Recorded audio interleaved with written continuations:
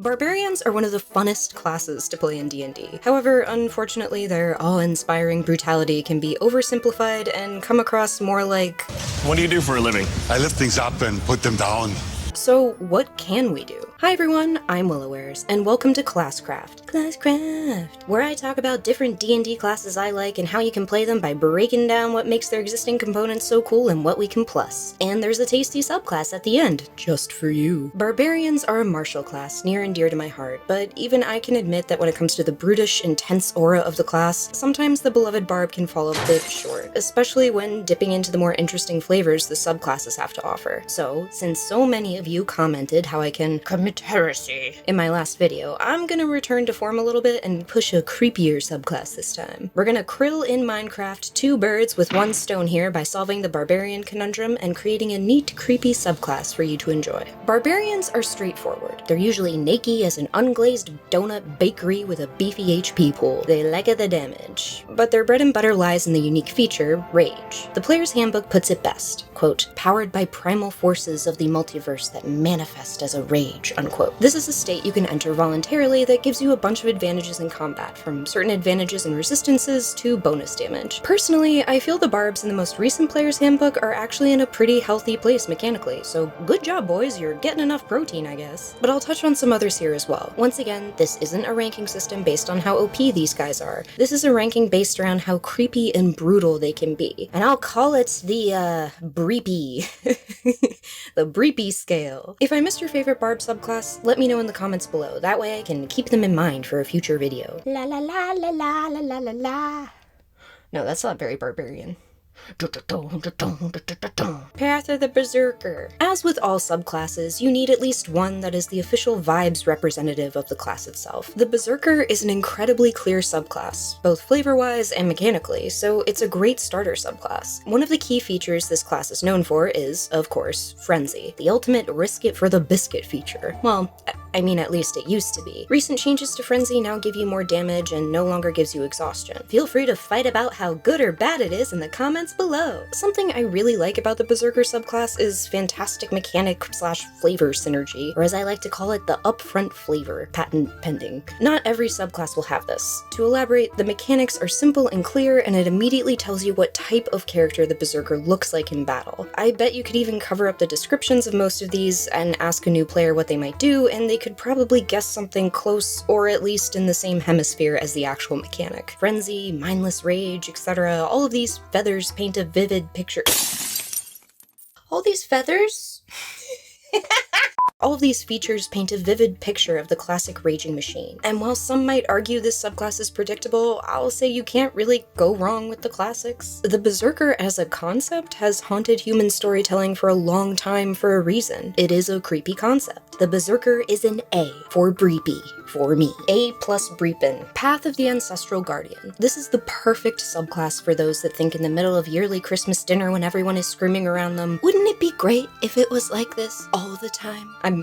I'm totally kidding. Path of Ancestral Guardian is a subclass where you call upon spectral forms of your ancestors to aid you in battle. They mitigate incoming damage and actually even ramp up at your level 14 feature where the spectral spirits can throw some of that absorbed damage back out at the enemy. Picking a barb subclass where you aren't dishing out damage all the time isn't everyone's cup of tea, but the flavor of ghosts from beyond the grave aiding you at the 11th hour is cinematic, and honestly, your party will thank you, particularly if you do a little more legwork outside the subclass features to build a guardian type character. I think this can be a very creepy subclass flavor-wise, but it's really more about protection and damage mitigation, so brutality-wise it takes a little bit of a hit. I believe the official very difficult calculations that are running the Path of Ancestral Guardian on the Breepy scale turn out to be a B-. Thank you, Ancestral Guardians. Now go back to therapy. Path of the Giant. Path of the Big Boys is a subclass that is close to my heart because it's just so much fun. You get the fun flavor of just getting really big and throwing stuff around, but also a nod to the giants in D&D lore by letting you have a little bit of magic stuff as well by infusing it with different damage types. And who wouldn't want to be a giant woman? A giant woman. Growing big, however, can be seen as a bit wacky and can often break a scene, but to me, that also kind of falls into the, quote, I seduced the dragon, unquote trope. Eventually, players get used to and get over these very common jokes and tropes as they play more, so look at it more like a rite of passage than an annoyance. It can even be tragic. For example, the path of giant barbarians slowly turning into a lesser colossus after his party passes, patrolling their mausoleums. And as far as brutality is concerned, the path of the giant absolutely reigns in large scale. Controlling the battlefield, tossing stuff around, dude can be pretty intimidating. So let's give him a strong C+,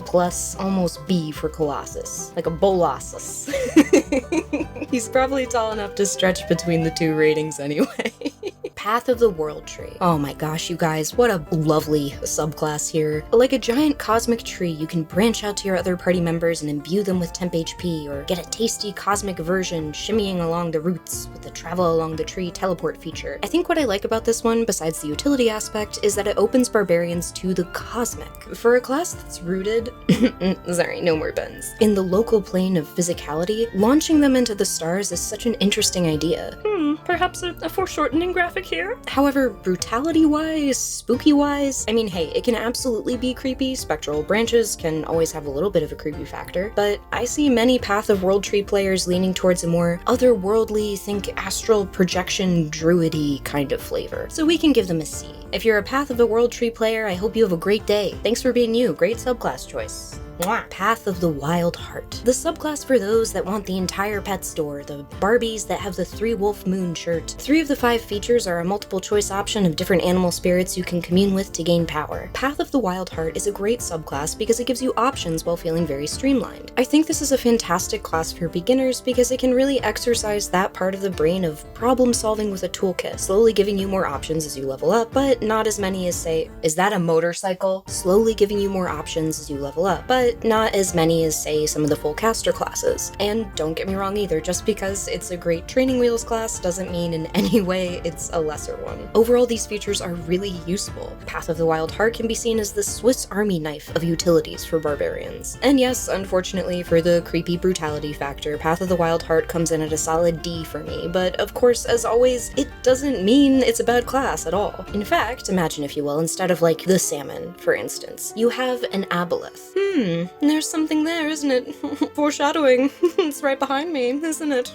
Oh god! Path of the Zealot. Ah, yes. To me, this is the barbarian with the creepiest flavoring, so yes, that does mean I like it the most, but make no mistake, it isn't as strong as, say, Path of the World Tree to me, in my opinion. In the player's handbook, the line, quote, they experience their rage as an ecstatic episode of divine union that infuses them with power, unquote, definitely paints a picture as to what kind of a zealot a player can be. And perhaps it's because I've been playing Darktide, but just with the term zealot alone, your mind opens up to all of this backstory potential. Your level 10 feature is you letting loose a screech so pizzazzed with zeal that it makes your party mates kind of go, oh yeah, I kind of get what he's putting down. And then they just gain advantage on attack rolls and saving throws. I think we miss a few opportunities to push the flavor though. For example, Fanatical Focus to me could have been used for something super flavorful and tasty, though it certainly isn't a completely useless feat, it just doesn't feel as fun as the other level 6 features you get with the other subclasses. I'm nitpicking a bit here mostly because I love this idea and I'd love to see it pushed just a little more in the actual features of the subclass. Finally, I'd like to touch on a change they made in the most recent rules. Everybody, I'm gonna bring up a rules change and everybody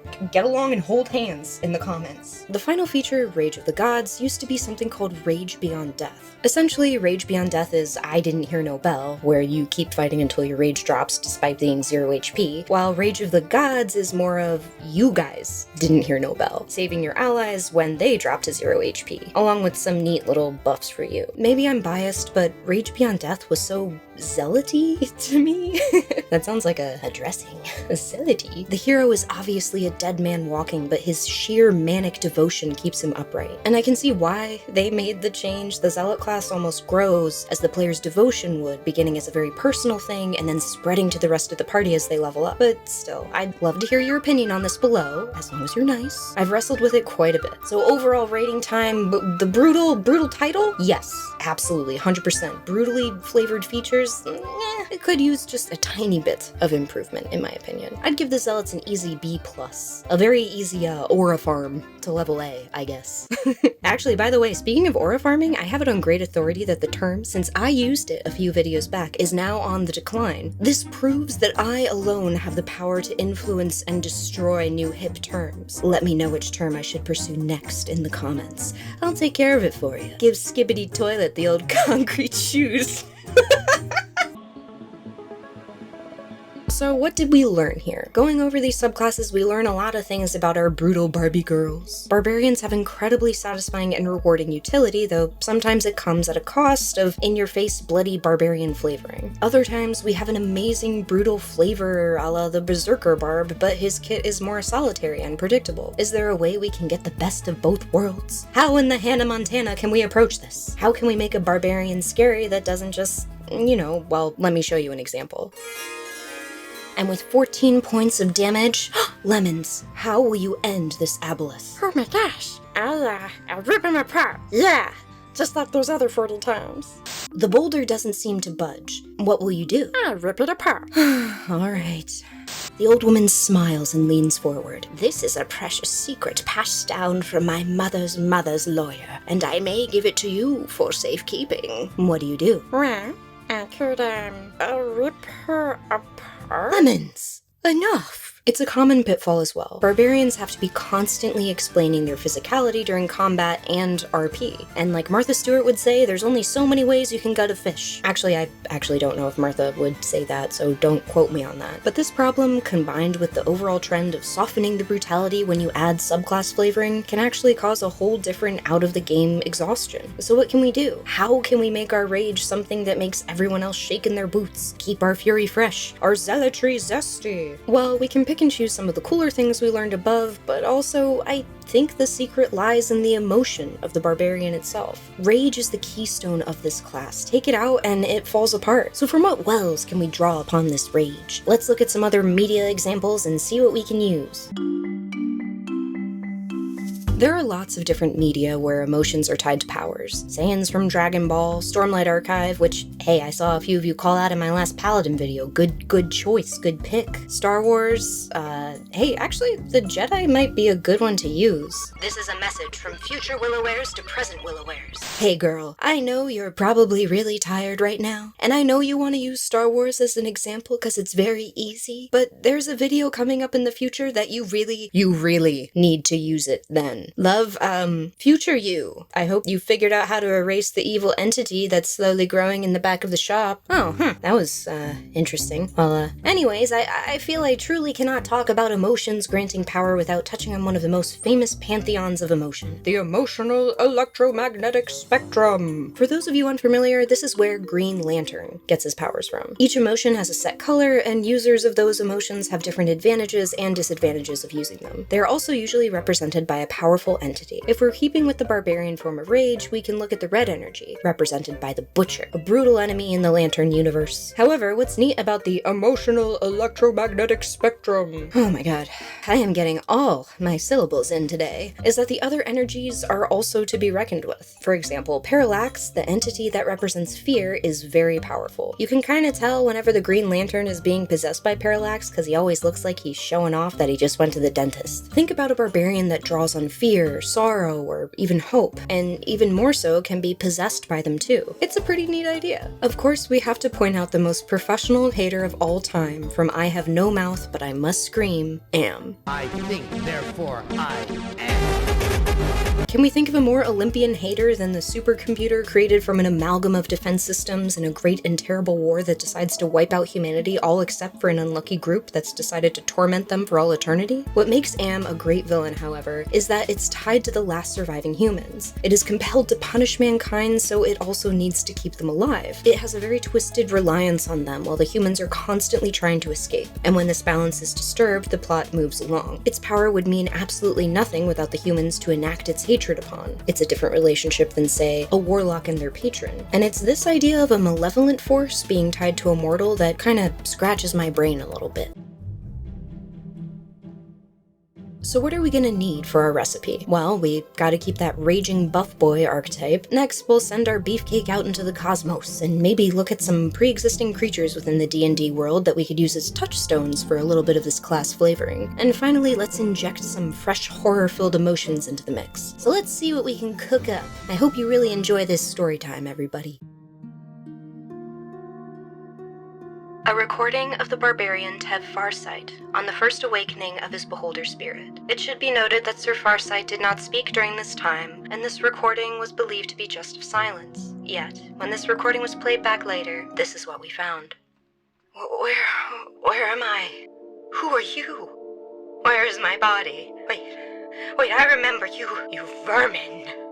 Took my eyes. No. You are a fragment. I am a perfect thought that cannot remain in these vile small hands, vile small insignificant brain that cannot hope to grasp the things I have seen. I have watched the darkness of space fold into itself. I have strung the screams of my enemies into perfect harmonies, and you are a trifling particle. I was perfect. No.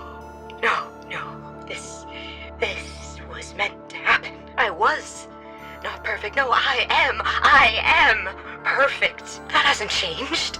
I see it now. Everything I am must be predetermined. And with this regrettable squabble, I've wasted so much time. I could be working towards my goal. I'll make it worth your while, my particle. And we can be more than that. Come, take up your silly little axe, before it could just tear flesh. And what's the good in that? Let's wound the stars themselves. Be my conduit, my vessel of perfect hate. Thus ends the recording. Sir Farsight refused to confirm if he was aware of this conversation. As of current day, we haven't found any proof that another living being besides Sir Farsight was in the room at all. End report. The path of beholding is for those that wish to travel among the distant plains and have gone through a dark ritual of binding themselves to a being of pure rage. While many who have traveled so far actually fear these entities, the path of beholding seeks to harness a fragment of their power, not by siphoning magic, but the raw, inhuman emotion that the being can radiate. The path of beholding will seek out the most evil entities they can find for this ritual. Often, this path is passed down generationally. Hunters of the distant stars, protectors of the weak from beings beyond understanding. Some may share a bond with an entrapped force of entropy, while others manage to complete the ritual with something as simple as an eye stalk, the monster still roaming free, perhaps looking for what it has lost. Hatred, rage, fear, and jealousy. Dark emotions these extraplanar travelers let flow through them. It's a risky path, however, as these emotions long to consume the barbarian. It is up to them if they control this entity, or let the entity take total control.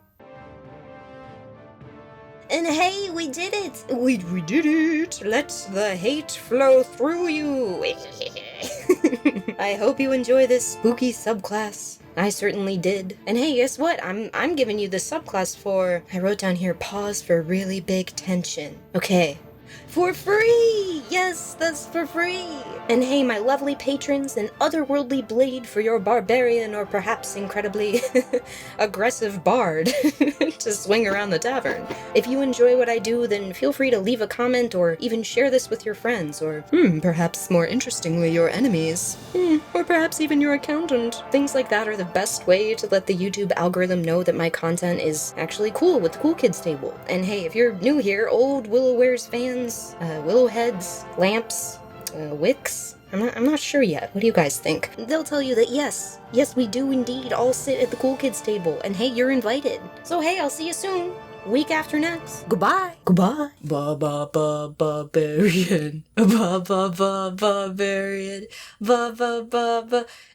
Barbarian. Raging so strong, smashing all day long, tanking every hit, 'cause my Con so strong, barbarian, barbarian.